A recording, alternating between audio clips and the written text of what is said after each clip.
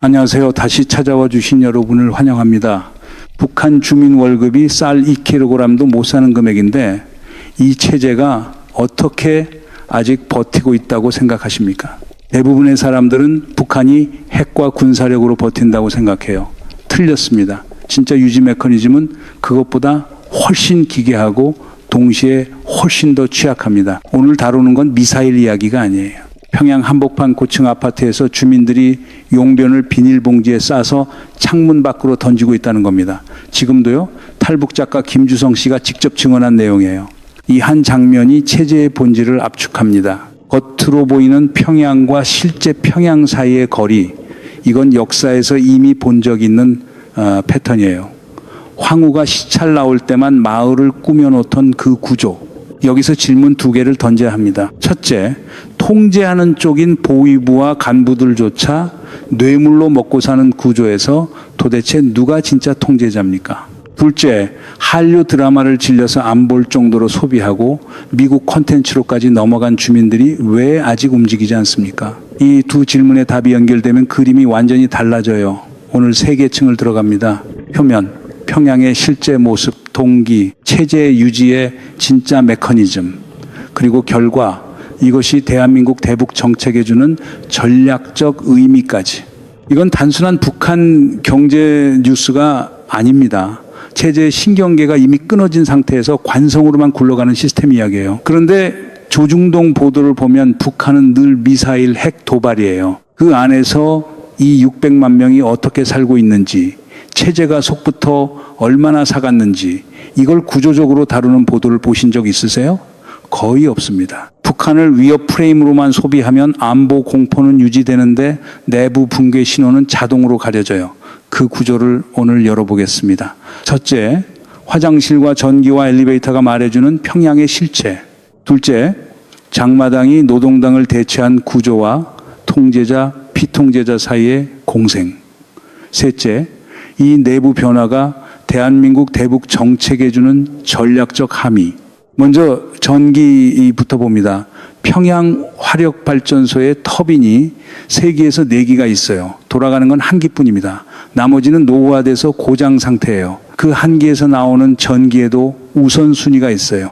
김정은 관저와 김씨 일가 쪽이 먼저, 그다음 군수산업, 민간은 가장 마지막입니다. 그러니까 평양 고층 아파트 엘리베이터가 사실상 멈춰 있어요. 간부 많이 사는 아파트는 출퇴근 시간에만 잠깐 돌려주고 일반 아파트는 아예 가동 자체를 안 합니다. 김주성 작가 증언을 들으면 친구가 27층에 살았는데 올라갈 때 준비 운동을 한참 하고 시작했다고 해요. 여름에 올라가면 땀투성인데 물도 고층까지 올라오지 않습니다.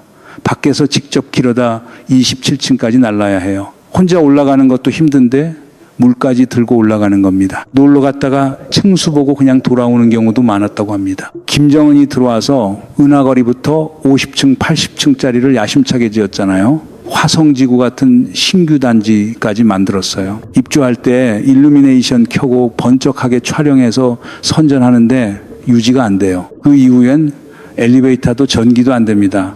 빛 좋은 개살구인 거죠.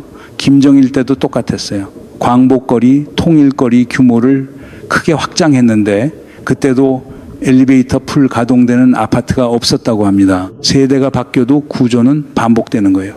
난방은 더 심각합니다. 평양은 원래 온수난방 시스템인데 경유가 없어서 작동을 못해요.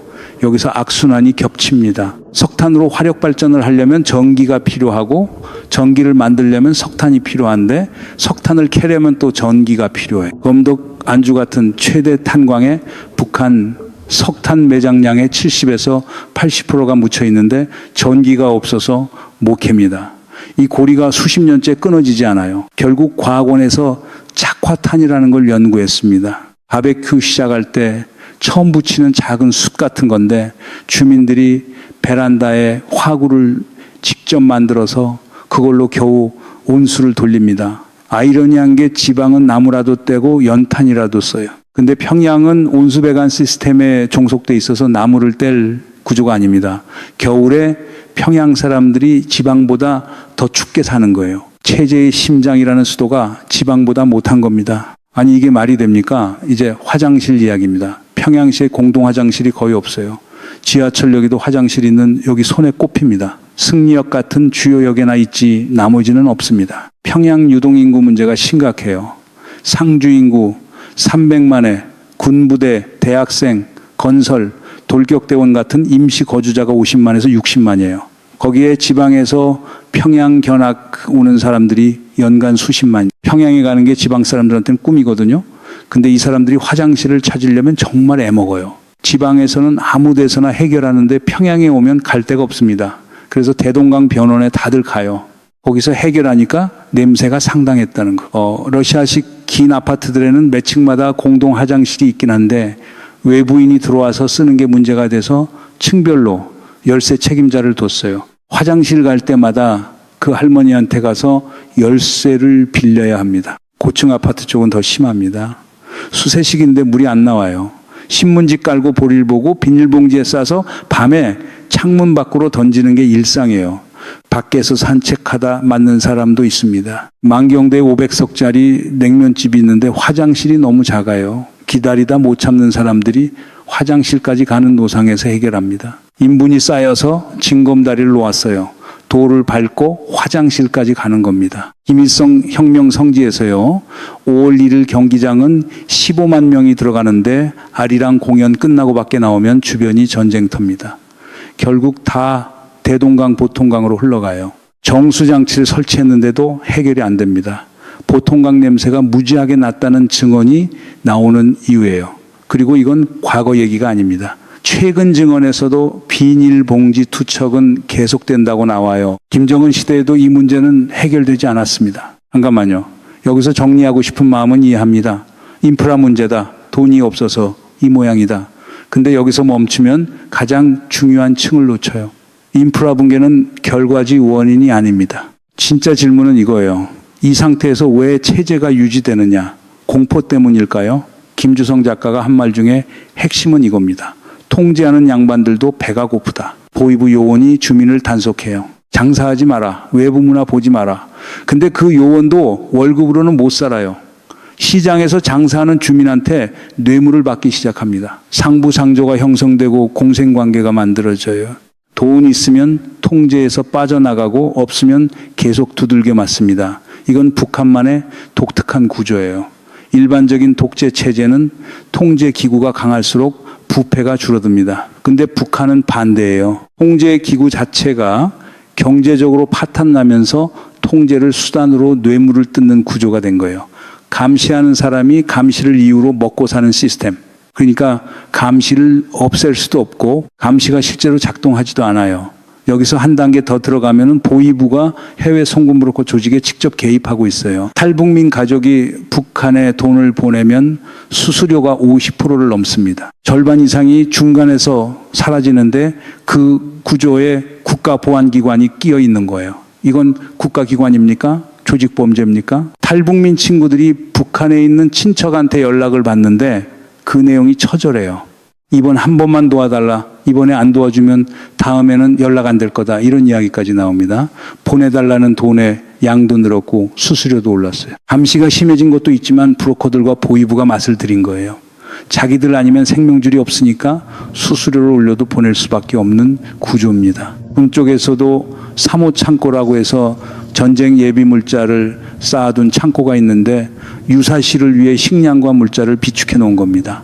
근데 그것도 간부들이 빼돌려요. 비축 자체가 유지가 안 되는 거예요. 전쟁 대비 물자까지 부패에 잠식당한 체제가 실제로 전쟁을 수행할 수 있을까요? 김정일 시대 강연에서 포탄 한 발이 쌀 한 가마니 값이고 총알 한 발이 닭 한 마리 값이라면서 국방을 위해 참으라고 했는데 주민들 반응이 뭐였냐면 그럼 안 쏘면 되잖아요. 이거였어요. 국방 논리로 주민을 설득하는 게 이미 70년대부터 실패하고 있었던 겁니다. 2002년 7.1 경제조치에서 시작해 김정은 시대 6.2 8 경제조치를 거치면서 북한은 사실상 시장경제를 공인했습니다. 중앙집권제에서 지방이 알아서 하라는 구조로 바뀐 거예요. 지방산업, 지방건설, 지방경제 전부 알아서 해결하라는 겁니다. 근데 월급은 여전히 이 영원에서 이 300권이고 시장 쌀값은 1kg에 200권 이상이에요. 월급 전부를 써도 쌀 2kg이 안 됩니다.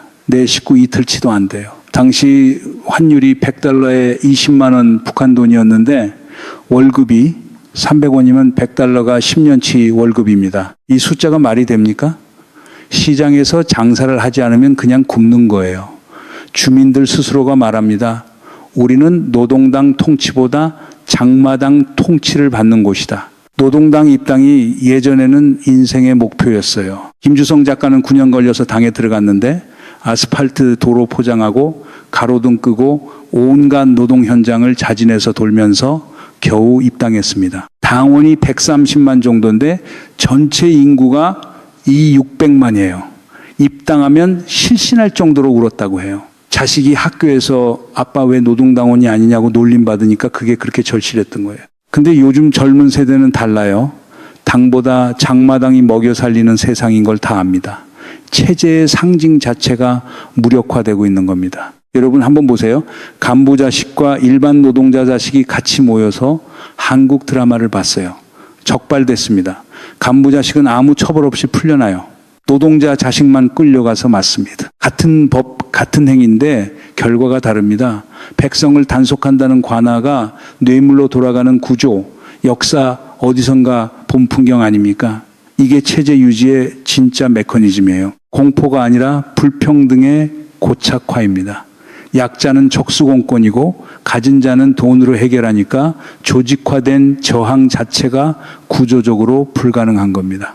이 600만을 통제하는 힘이 총과 핵이 아니라 찌르찌르 조여오는 불평등이라는 거예요. 그런데 정보는 이미 다 들어와 있습니다. 해주 같은 접경 도시에서는 한국 TV를 직접 수신했어요. 대한민국 측에서 PAL 방식을 NTSC로 전환해서 쏘기 시작한 겁니다. 김주성 작가 본인이 1박 2일을 상근이 처음 나올 때부터 봤다고 합니다. 전설의 고향도 봤어요. 도시 주민들은 한류 드라마를 너무 많이 봐서 이제 질렸다는 겁니다. 미국 콘텐츠로 넘어간 사람도 있고 여행 기행 프로그램을 즐기는 사람도 있어요. 내 고향 육시 같은 프로그램이 인기라는 증언도 나왔습니다. 광우병 사태 때 북한 당국이 남조선 엉망이다 하면서 서울 시위 영상을 보여줬는데 주민들이 본 건 시위 내용이 아니었어요. 서울 거리에 차가 엄청 많네. 건물이 화려하네. 거리가 깨끗하네.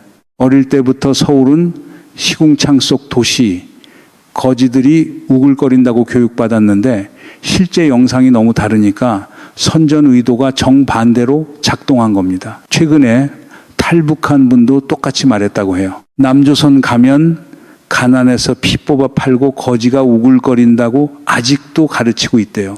근데 영상 한번 보면 그 교육이 무너집니다. 한국의 대통령 탄핵 소식도 흥미로운 사례예요. 처음에는 북한 당국이 남조선 정치 혼란이다 하면서 보여줬는데 나중에 차단했습니다. 왜냐하면 주민들이 대통령을 탄핵할 수 있는 나라라는 사실 자체에 반응했기 때문이에요. 대통령이 잘못하면 국민이 끌어내린다. 이 개념이 북한 주민에게 들어가면 체제에 치명적인 거죠.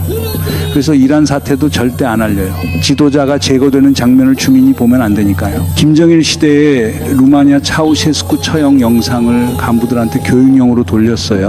체제를 지켜야 한다는 교훈이었는데 반응이 달랐습니다. 총 맞아 죽네? 우리 체제도 이렇게 되는 거 아니냐? 완전히 역효과였어요. 정보는 충분히 들어와 있습니다. 근데 왜 안 움직이느냐? 답은 아까 나왔어요. 약자는 불만을 터뜨리면 바로 잡혀서 맞고 부자는 돈으로 빠져나가니까 누구도 조직화할 동기가 없는 겁니다. 불만은 가득한데 불만을 모을 수 있는 중간지대가 존재하지 않아요. 문제는 여기서부터예요. 이 구조를 정확히 이해하면 대한민국 보수 진영이 30년간 써온 대북 프레임이 왜 작동하지 않았는지가 보이기 시작합니다. 북한 체제의 진짜 비극은 통제가 너무 강해서가 아닙니다. 통제와 부패가 하나로 융합돼서 무너져도 대안이 없고 유지돼도 주민만 죽는 그 교착 상태 자체가 비극인 겁니다. 고난의 행군 수백만이 굶어 죽은 그 시기를 겪은 게 역설적으로 북한 주민에게는 최고의 백신이 됐어요.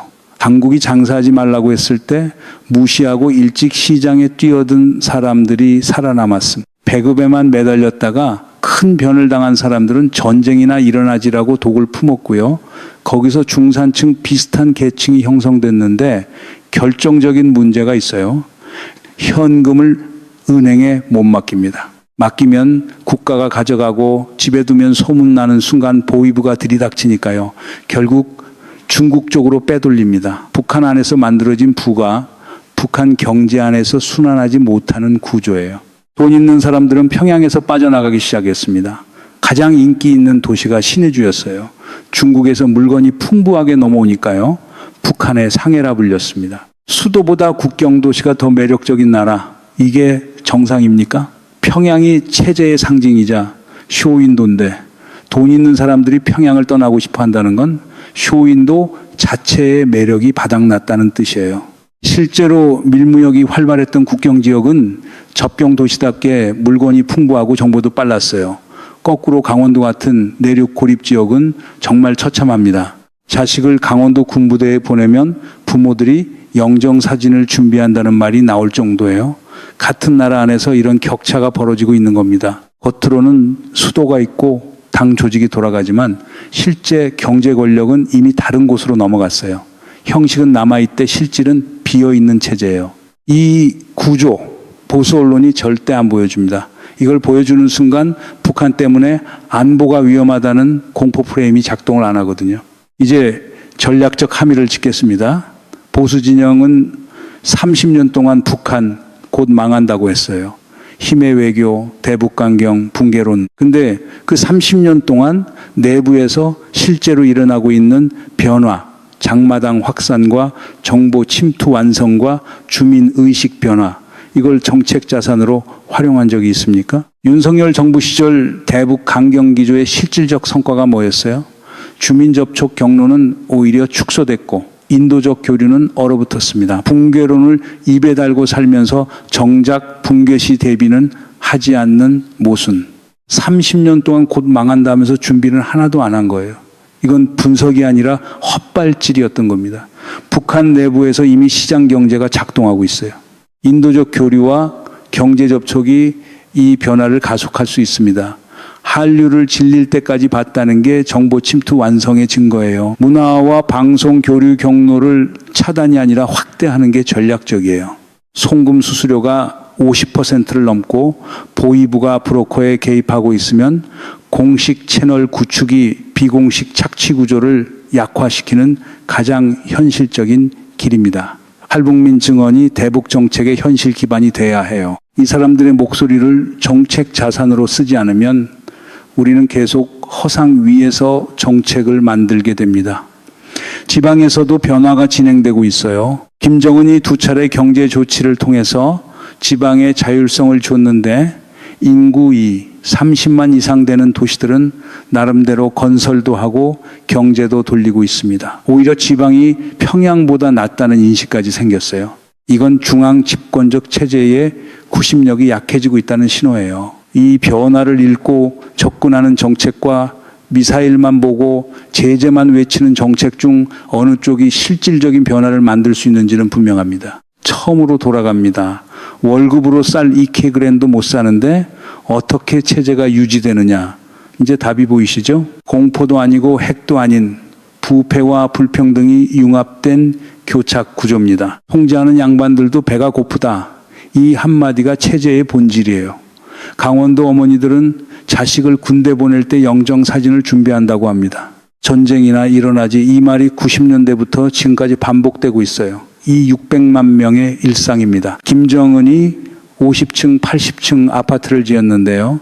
엘리베이터가 안 돌아갑니다. 이걸 건축이라고 해야 할지, 등산 코스라고 해야 할지, 평양의 맨하튼이라고 평하튼이라 부른다면서요. 근데 맨하튼에서 비닐봉지를 창문 밖으로 던지진 않습니다. 그러나 동시에 이것도 사실이에요. 한류를 질릴 때까지 보고 미국 콘텐츠로 넘어간 세대가 존재합니다. 바깥 세상을 알고 체제의 허구를 감각적으로 느끼고 있는 사람들이 이미 있어요. 변화의 씨앗은 뿌려져 있습니다. 지금 북한에서 살고 있는 사람들의 연락이 예전과 달라졌다는 증언이 많아요.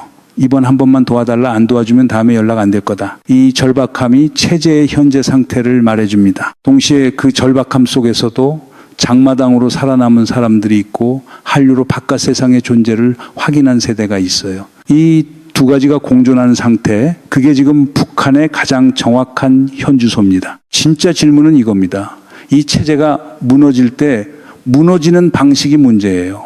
천천히 녹아내리는 건지, 어느 날 갑자기 균열이 터지는 건지, 차우셰스쿠 영상을 교훈으로 보여줬다가 역효과가 났고 이란 사태를 절대 알릴 수 없었고 한국 탄핵 소식도 처음에 보여줬다가 나중에 차단했어요. 이 세 사례가 공통으로 보여주는 건 외부 정보가 들어올수록 체제가 그걸 감당하지 못한다는 겁니다.